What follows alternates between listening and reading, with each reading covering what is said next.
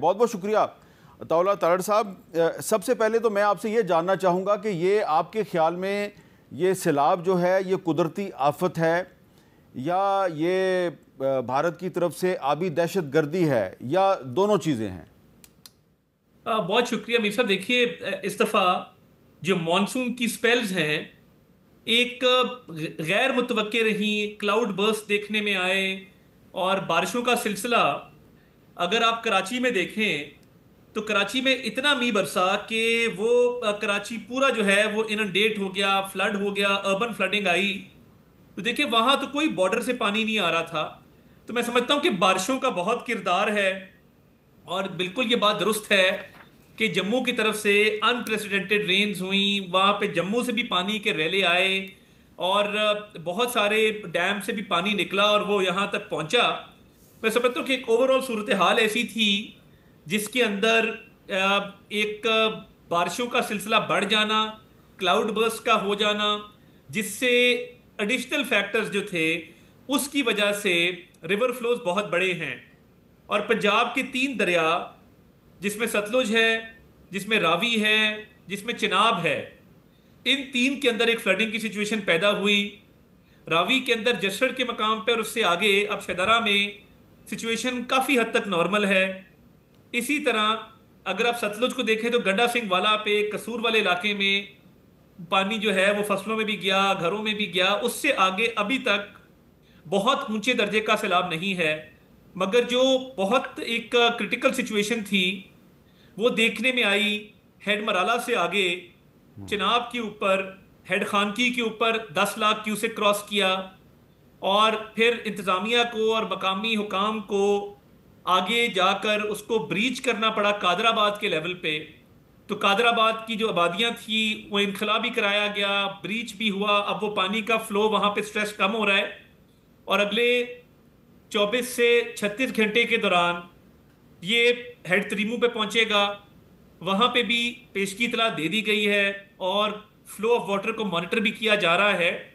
तो मैं समझता हूँ कि बिल्कुल एक रात से पूरी इंतजामिया भी लगी हुई थी, हम भी लगे हुए थे। वजीर आजम ने भी आज एक मीटिंग की, कल भी की, वो रोजाना की बुनियादों पे अपडेट भी ले रहे थे। एनडीएमए का पीडीएमएस के साथ भी राब्ता था और मैं समझता हूँ कि बर वक्त और पेशगी इतला से इनखला मुमकिन हुआ, जिससे 2 लाख अफराद रेस्क्यू हुए और अभी तक अल्हम्दुलिल्लाह कैजुअल्टी कोई भी नहीं है।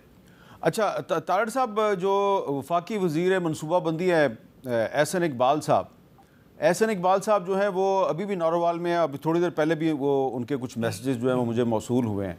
उन्होंने इस सारी सूरत हाल के बारे में एक बड़ी अहम बात की है, ज़रा वो आप भी सुन लें। मैं नारोवाल में हूँ और हमारे यहाँ तारीख का बदतरीन सैलाब का सामना है। तकरीबन 2,60,000 क्यूसेक से ज़्यादा रावी में भारत की तरफ से पानी दाखिल हुआ है, जिसने बहुत वसी पैमाने पर तबाही फैलाई है। और यूं लगता है कि जैसे दानिस्ता तौर पे भारत की तरफ से पानी जमा करके और रेलों की सूरत में छोड़ा जा रहा है ताकि पाकिस्तान के अंदर इससे ज़्यादा तबाही हो। और ये भारत की तरफ से पानी को एक हथियार और जारियत के तौर पे इस्तेमाल करना बहुत ही काबिल मज़म्मत है। जी तारड़ साहब, ये मैं आपसे पूछना चाह रहा हूँ कि क्या वाकई आप समझते हैं कि भारत की तरफ से पानी को एक हथियार के तौर पे इस्तेमाल किया जा रहा है, वाटर बम के तौर पे इस्तेमाल किया जा रहा है? देखिए, असर इकबाल साहब ने एक बात की जिनकी हो सकता है उनके पास क्रेडिबल एविडेंस मौजूद हो और वो मौके पे मौजूद हैं, तो उनके पास कोई क्रेडिबल इंफॉर्मेशन भी हो और मुस्तनद ज़राए से उनके पास ये खबर हो।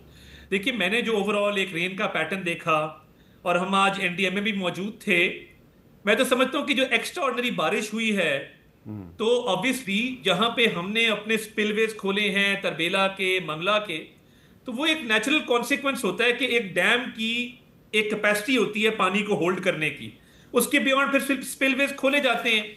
तो गैर मामूली बारिश का होना, क्लाउड बर्स्ट का होना, इस पूरे खित्ते में उस चीज ने एक इम्पैक्ट किया है, जिसके नतीजे में अर्बन फ्लडिंग भी हुई है और रिवराइन फ्लडिंग भी हुई है।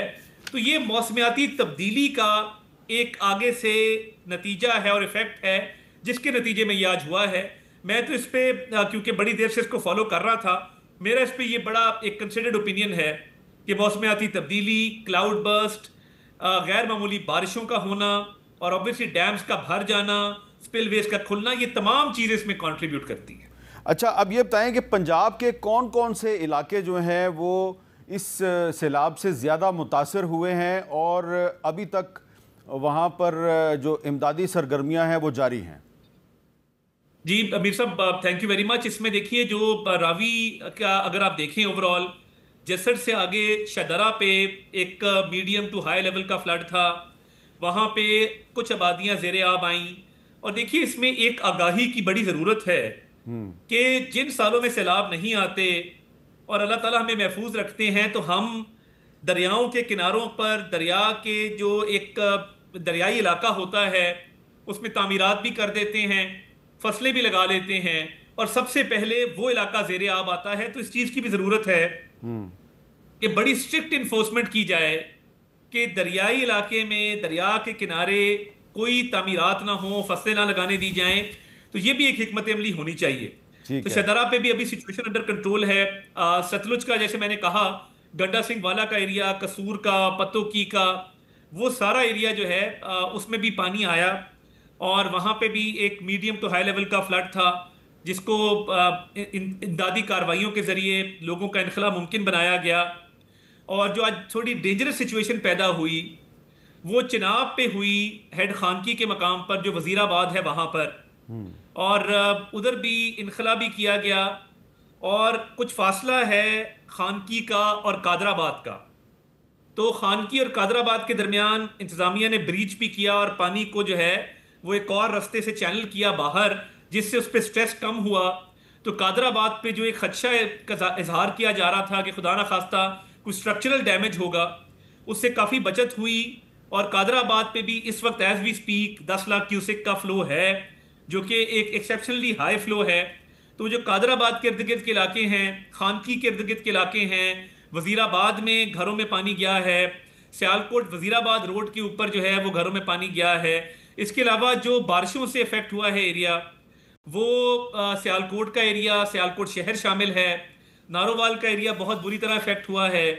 और नारोवाल में भी आपने देखा कि जो मुख्तलिफ नाले हैं उनमें भी तुगयानी आई। सियालकोट में भी नाला फलकू जो है, उसके बाद नाला एक, नाला डेक, ये सारे नालों के अंदर तुगयानी देखने में आई। जफरवाल के अंदर एक पुल टूटा। तो ये तमाम एरियाज हैं जो वनरेबल हैं, मगर अल्लाह ताला का शुक्र है कि बर वक्त इतला की वजह से और NDMA की अच्छी कोऑर्डिनेशन थी PDMA के साथ, और एक कांस्टेंट वजीर आजम भी कई हफ्तों से मॉनिटर कर रहे थे, इनखला मुमकिन हुआ।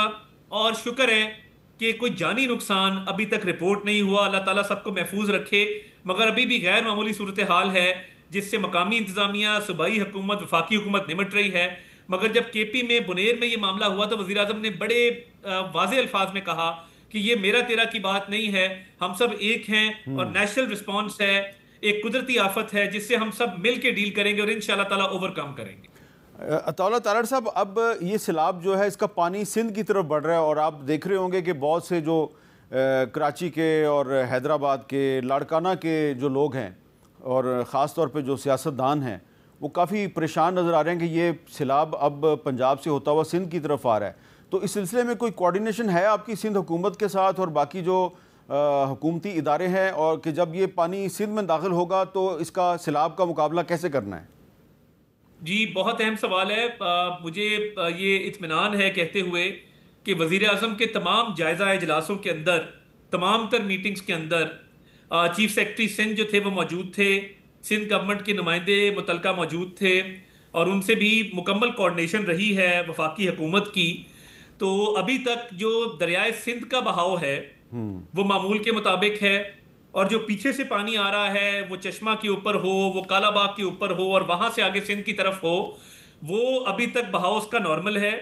और ये जब बाकी दरियाओं का पानी भी इकट्ठा होकर आगे इंडस में जाता है तो तवक्को ये की जा रही है, क्योंकि पीछे से उसका फ्लो नॉर्मल है, तो अल्लाह ताला खैर रखें, अभी तक कोई ऐसा खतरा लाहक नहीं है। ये जब त्रिमू पहुंचेगा, त्रिमू से आगे जाएगा, तो वो सूरत हाल को मॉनिटर किया जा रहा है। अभी उसमें 24 से 36 घंटे लगेंगे त्रिमू तक पहुंचने और आगे जाते हुए। तो क्योंकि पीछे से कालाबाग और चश्मा का बहाव बिल्कुल मामूल के मुताबिक है, तो मैं समझता हूं कि अभी तक कोई इस तरह की खतरनाक सूरत हाल सिंध के हवाले से अभी डेवलप नहीं हुई, मगर लम्हा ब लम्हा हम अपडेटेड हैं सिचुएशन पे, मॉनिटर किया जा रहा है तमाम तर फ्लोज को। तो ऐसा कोई मामला अगर हुआ तो इसकी पेशगी इतला भी दी जाएगी और बर वक्त जो है वो इनखला को भी मुमकिन बनाया जाएगा जैसे ही कोई ऐसी इतला आती है। फिलहाल अभी तक जो फ्लोज हैं उसके मुताबिक अभी खतरे की बात नहीं है।